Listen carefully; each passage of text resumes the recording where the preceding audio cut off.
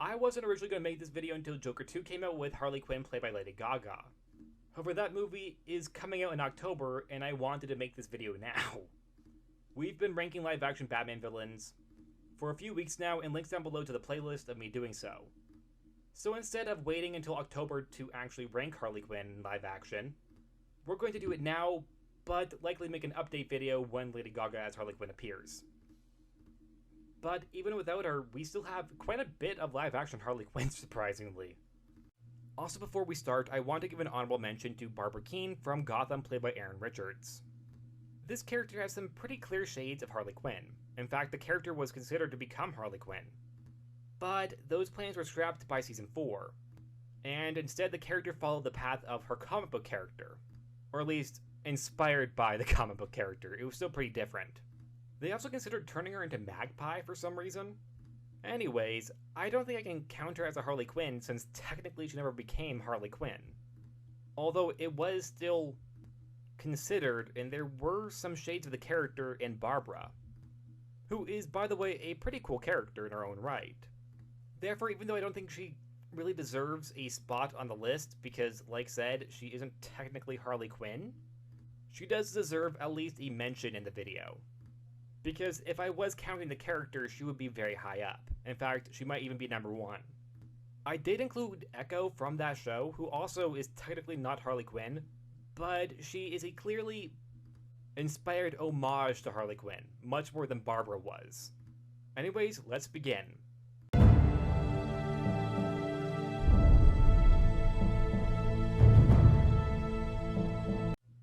In fourth and last place is Harley Quinn's cameo in Arrow, where she was voiced by Tara Strong but played by Cassidy Alexa. She only appeared in 2 scenes, one of which was also cut, although you can find it online like I did.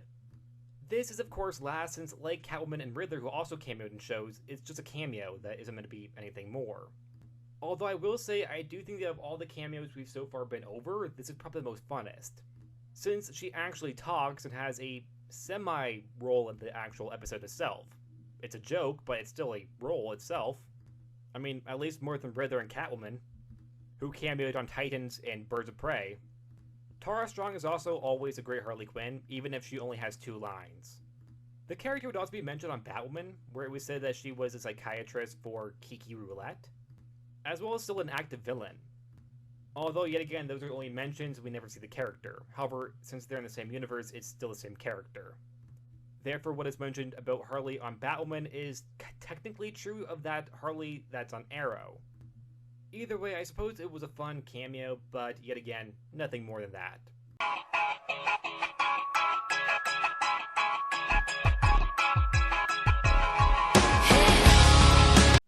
In third place is the Birds of Prey show, where she was played by Mia Sara for most of the series, however was played by Charlene Fenn in the initial pilot. I'm not entirely sure why there was a recasting, but there was. These were very early days for the character of Harley Quinn in existence, as at this point she only ever existed for 10 years, while only appearing in the comics for 3 years, not including DCEU comics. But even then, this is still a really weird outing for Harley Quinn. This version isn't even Harley Quinn, nor a victim of the Joker, but instead just Harley Quinzel, who worked with the Joker. Although not publicly, so she is still a psychiatrist, primarily for that of the Huntress, who tries to use her position to turn Huntress against Oracle. I'm not entirely sure why those changes were made to the character, and while I'm not against the idea of having the character be a psychiatrist outside of Arkham, there's even more changes. This version of the character becomes a metahuman, which is also really weird. I mean, I suppose it's cool to see Harley use her skills as a psychiatrist, something sometimes lost. It's not enough to make this version any better. This version of the character feels way too dissonant from the character in the comics, the DCEU, and just everything about the character. Now, I'm not against changes to characters on principle, however, usually there's a reason why. There's not really a reason to make these changes. You didn't have to make them, and the story could very much be the same. In fact, I think this character would have been better if she was just an original villain for the series rather than being named Harley Quinzel. Because there's no real point to it.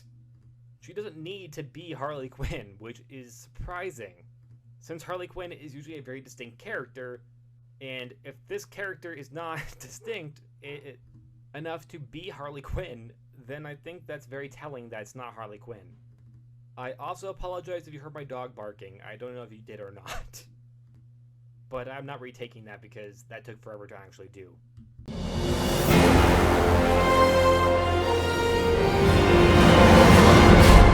Second place is Gotham's more obvious Harley Quinn, which is Ecco. Well, yes, she isn't the real Harley, but instead decided to be the original concept or will become Harley Quinn. As in, she will inspire other Harleys further down the line. Or, more or less, Jeremiah is inspired to make more of them. And for that, I counter as one. Ecco is deadly and cunning, along with keeping Harley Quinn's obsession with Mr. J. Going as far to shoot herself in the head to still be able to be by his side. Once he went crazy. She is ride or die, or both because she does die at the end of the series. And at the end of the ride. By, ironically, Mr. J. Who in this version is unclear if he actually likes her. He might have back before he became the proto-Joker. However, after becoming Joker, it's unclear if that genuineness is there or not. At least not enough to get her to a hospital after being hit.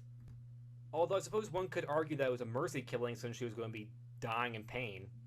Ecco also has a pretty cool wardrobe of Harley Quinn-like outfits. Something that also I think makes her a clear Harley.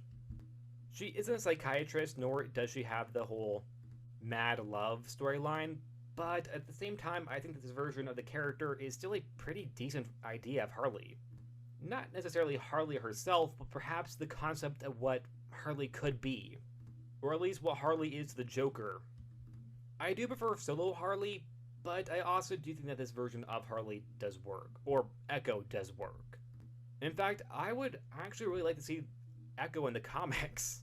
I mean, she probably won't actually appear, considering that there's Punchline now, who I also really like, but I do think that Ecco could work in the comics, although that will probably never happen.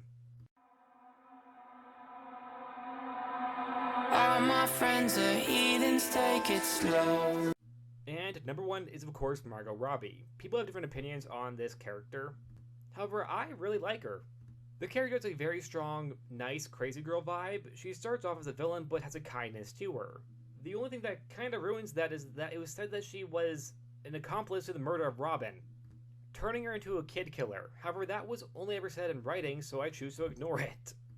I found the characters Rock Bottom and Birds of Prey to be oddly relatable, and a very cool way to show her try to escape the Joker, without even showing the Joker, which, while I would have preferred, I do think that they did a pretty good job at telling the story about Harley Quinn moving from the Joker without him present, as you still felt his presence even though he wasn't there. The character also makes a splash in the Suicide Squad movie, even if she has a pretty minor role. And as a fan of the character, I do appreciate the various Harley Quinn outfits that she's appeared in all three movies. Only one I didn't really like was the Suicide Squad one in 2016.